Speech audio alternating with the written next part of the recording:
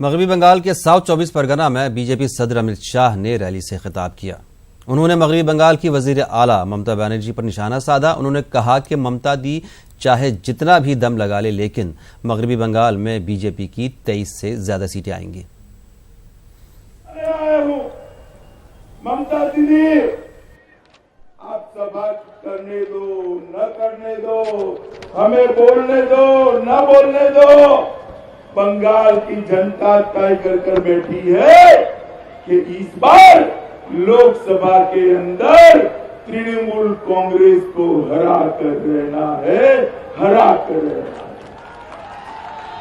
बंगाल की जनता ने तय किया है कि इस बार बंगाल के अंदर 23 से ज्यादा सीटें हमारे नेता नरेंद्र मोदी के झोली में डालना है।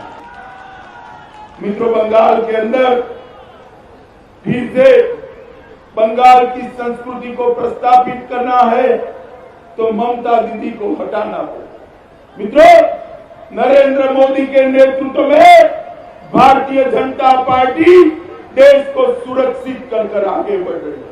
मैं आपको बताना चाहता हूं कि एक बार आप नरेंद्र मोदी की सरकार बना दीजिए, बंगाल के अंदर से एक घुसपैठिए को नरेंद्र मोदी सरकार चुन चुन कर निकालने का काम करेगी।